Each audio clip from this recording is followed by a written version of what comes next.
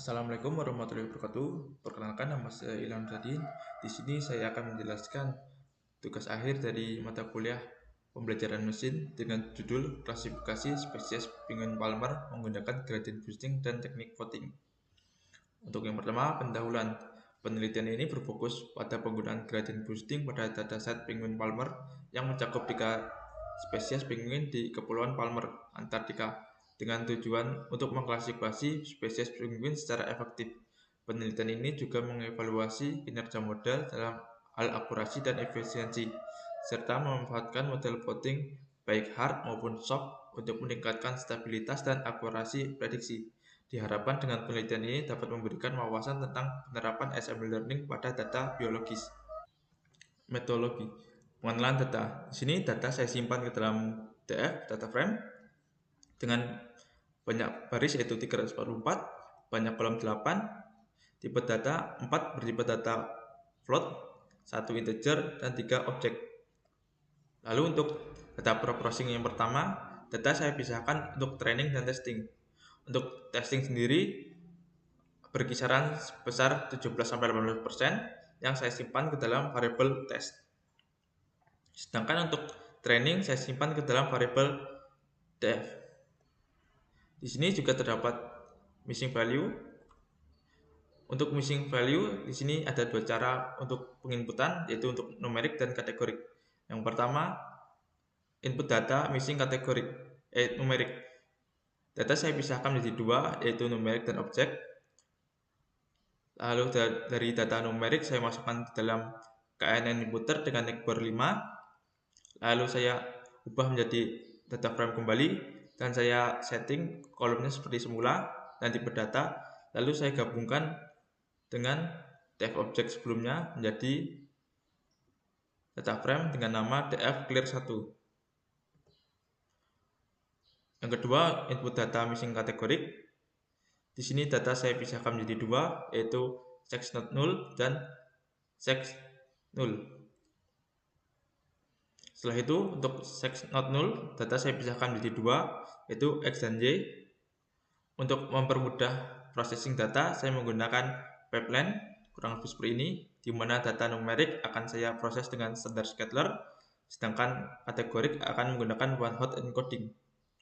Lalu data x dan y saya proses di sini dan saya fit dan transform menjadi variable xs. Lalu setelah didapatkan, saya pisahkan kembali menjadi 4 buah bagian menjadi xtrain, xtest, ytrain, dan ytest. Lalu untuk menginput data kategorik, di sini saya akan menggunakan model sederhana. Di sini saya mengambil contohnya 5. Saya training dan saya dapatkan hasil kurang lebih seperti ini. Di sini super vector classifier mendapatkan nilai yang paling tinggi, jadi akan saya gunakan. Untuk yang pertama, data sex not null, kita hilangkan kolom sex, lalu kita transform menggunakan pipeline sebelumnya dan ditampung pada variable svc. Lalu variable tersebut saya predict dan saya simpan pada variable ypred. Lalu data saya gabungkan dan saya simpan dalam clear 2. Setelah itu data sex not null dan clear 2 saya gabungkan menjadi data train. Lalu dari data train tersebut saya cek nilai kosongnya sudah bersih. Untuk menentukan outlier, di sini saya menggunakan 3 metode. Yang pertama EQR, kedua Z-score, dan yang ketiga yaitu persentil. Di mana ketika mode tersebut mengatakan sebuah data adalah outlier, maka data tersebut akan saya drop. Di sini untuk EQR dan Z-score tidak, ini sama, dan sama. Jadi data tidak ada yang saya drop. Lanjut untuk distribusi data. Di sini kurang lebih seperti ini. Semuanya memiliki distribusi data tidak normal. Untuk tabelnya kurang lebih seperti ini. Untuk korelasi data, di sini saya menggunakan korelasi Spearman dengan Anotrue dengan bantuan untuk visualisasi menggunakan heatmap. Hasilnya kurang lebih seperti ini. Untuk variasi data, di sini saya mendapatkan data bahwa build depth memiliki variasi yang sangat kecil, yaitu 3,8, dan years 0,6. Kemungkinan salah satunya akan saya drop. Lalu isi data kategorik kurang lebih seperti ini. Spesies memiliki 3 data unik, island 3, dan sex 2. Lalu jumlah data kategorik saya visualisasikan menggunakan conplot. Hasilnya kurang lebih seperti ini. Dan yang paling utama di bagian spesies. Di sini paling sedikit, sedang, dan paling banyak. Lanjut untuk seleksi fitur data kategorik. Di sini saya menggunakan 3 buah, yaitu C, Kramer, dan Fisher. Akan tetapi data cocok menggunakan T-square, jadi saya gunakan ini saja. Di sini saya dapatkan bahwa kolom spesies dan seks memiliki nilai statistik yang sangat kecil dan memiliki p-value sangat besar. Jadi data seks akan saya drop. Lanjut, fitur seleksi data numerik kategorik.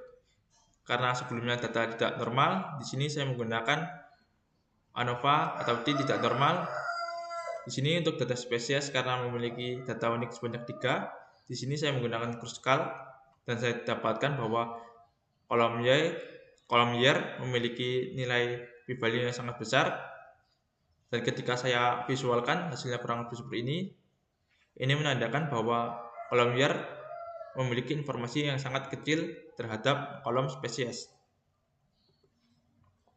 Lanjut, untuk checkpoint yang pertama, data saya simpan ke dalam file CSV.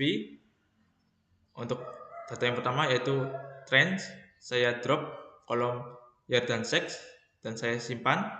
Lalu untuk tes kurang lebih sama. Di sini saya juga melakukan pengecekan untuk memastikan pada data frame trend dan tes tidak ada duplikat. Hasilnya kurang lebih seperti ini. Selanjutnya pembangunan model baseline. Di sini saya menggunakan kembali yaitu pipeline. Dengan model kita menggunakan gradient boosting classifier, di mana data numerik akan diproses menggunakan standar scattler, sedangkan untuk kategorik menggunakan one hot encoding. Untuk eksplorasi data, parameter grid kurang lebih seperti ini. Saya membuat sebanyak 3, yang membedakan hanya depth masing-masing. Di sini 2, di sini 3, dan di sini 4. Lalu dari ketiga model tersebut saya ambil 3 terbaik, saya simpan ke dalam model DF. Lalu dari model DF saya akan ambil parameternya dan saya simpan dalam data ambil. Selanjutnya itu pembangunan model akhir dengan MLflow.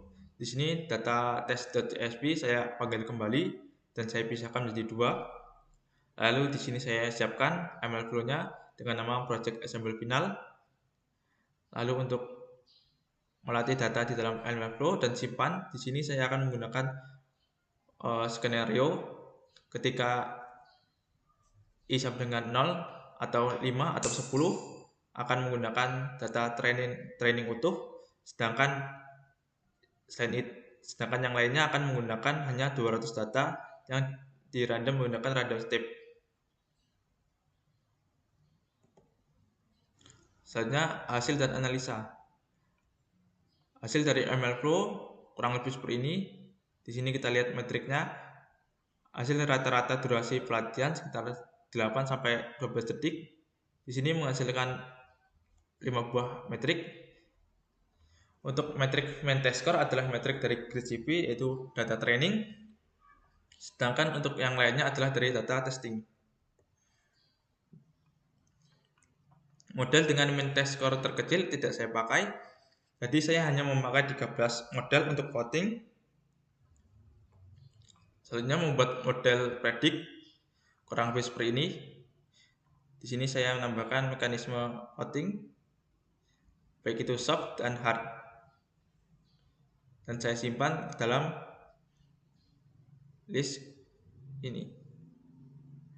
Di sini juga model directory saya pastikan bahwa pada kolom 10 dan 14 tidak saya pakai karena sebelumnya di sini memiliki nilai mean test score yang kecil.